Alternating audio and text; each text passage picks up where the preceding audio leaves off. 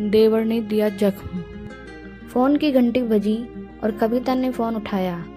उधर से कोई बोला, भाभी, और रोने की आवाज आने लगी। कविता ने प्यार से पूछा, क्यों रो रहे हो, छोटे बच्चों की तरह। दीपक रोते हुए बोला, भाभी, और फिर सुबकने की आवाज आने लगी। कविता बोली, पहले चुप हो जाओ। दीपक थोड़ा शांत होकर बोला, भाभी प्लीज भैया को छुड़ा दो, मुझसे ऐसी बातें मत करो, मैं फोन रखती हूँ। कविता यह कहते हुए फोन रखने लगी। तभी उधर से आवाज आई, भाभी प्लीज फोन मत रखना। भाभी, भैया की गलती नहीं है। क्या कह रहे हो तुम? तुम्हें पता भी है मुझे तुमसे इस विषय में कोई बात नहीं करनी। कुछ और बात है तो बताओ। भाभी मैं जानता हूँ, दीपक रुंधे हुए स्वर में बोला। कविता न चाहते हुए भी थोड़े गुस्से से बोली, क्या जानते हो? यही कि भैया ने आपको मारा, और क्यों मारा ये भी जानता हूँ। दीपक थोड़ा धीरे से बोला। कविता को अब गुस्सा आने लगा और वो थोड़ी तेज आवाज में बोली, ये सब कहने को तुम्हें किसने कहा? भाभी किसी ने नहीं, मम्मी पापा तो किसी वकील से मिलने गए हैं, उन्होंने तो आपसे बात करने को मना किया है। दीपक ने जवाब दिया। तो फिर क्यों बात कर रहे हो? तुम इन सब बातों में मत पड़ो। कविता गुस्से से बोली। कैसे ना पढ़ूं? वो मेरे बड़े भाई ही नहीं सब कुछ है, मैं उनके बिना कैसे जीऊंगा? गलती मैंने की और सजा भैया भुगत रहे हैं। अमित कहकर चुप हो गया। तुमने कोई गलती नहीं की, तुम्हारे भैया ने मुझे मारा है, एक बार भी नहीं 2 बार। पहले थप्पड़ मारा और फिर अगले दिन गला दबाने की कोशिश की। कविता झुंझलाहट में सब बोल गई। दीपक भी चीख कर बोला, माँ ने कहा था कि उससे सच जान। उसने दीपक की स्कूल की यूनिफॉर्म की टाई और बेल्ट क्यों छुपाई थी? वो भैया को बार बार फोन करके परेशान किए जा रही थी। भैया ने बताया था कि आपने ऐसा कुछ नहीं किया। उन्होंने कहा आप झूठ बोल रही हैं, आप चाहती ही नहीं कि मैं पढ़ूं। बस भैया को गुस्सा आ गया। मैंने सोचा भैया जब शांत हो जाएंगे तो मैं उन्हें सच बता दूंगा। तुम क्या कह रहे हो? तुम्हें पता भी है? कविता हैरान होकर बोली। दीपक धीरे से बोला, हाँ भाभी, मैं जानता हूँ मैं क्या बोल रहा हूँ। 24 जनवरी सुबह 5 बजे आप दोनों बेंगलुरु के लिए निकल गए और मुझे लगा था उस दिन मैं स्कूल की छुट्टी कर लूंगा, पर मम्मी पापा बोले नहीं, कोई छुट्टी नहीं, स्कूल जाओ।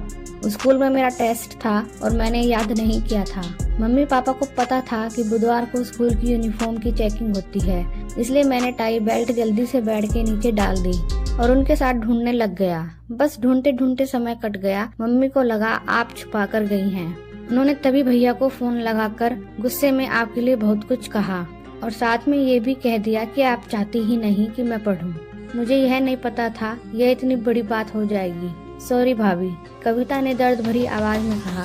तुमने यह बात अपने भैया से क्यों नहीं बताई? मैंने भैया को फोन किया था पर भैया ने कहा मैं बाद में बात करूंगा। मैं डर भी गया था।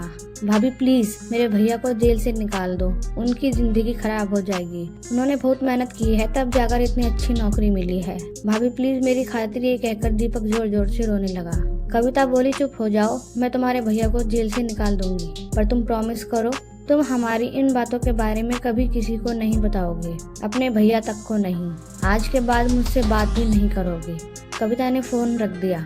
फोन रखकर वो फूट फूट कर रोने लगी। थोड़ी देर बाद चुप हो गई और कंप्लेंट वापस कैसे लेनी है सोचने लगी, क्योंकि पापा ने ही वहाँ से थाने फोन किया था और पुलिस रात को आकर पकड़ कर ले गई थी। तभी दरवाजे पर बेल बजती है। वह दरवाजे के पीप होल से देखकर दरवाजा खोल देती है और दरवाजा खोलते ही अपने पापा को गले लगाकर खूब रोती है।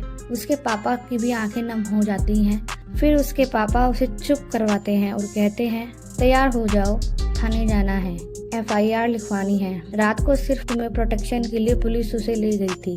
कविता पहले अपने पापा को पानी देती है और फिर चाय बनाकर लाती है। पापा कहते हैं चाय क्यों बनाई? कविता कहती है पापा पहले मुझे आपसे कुछ बातें करनी है, और फिर वह बैठकर सब बातें बताती है। बातें सुनकर पापा एक गहरी लंबी सांस लेते हैं और कहते हैं तो अब तू क्या करना चाहती है? दुखी मन से पूछते हैं। पापा मुझे कुछ नहीं करना, बस आप उस इंसान को जेल से निकलवा दो और अब मैं अपनी जिंदगी खुद ही जीऊंगी। अभी आपके साथ आपके घर रह जाऊंगी और नौकरी करूंगी, बस अभी और कुछ नहीं।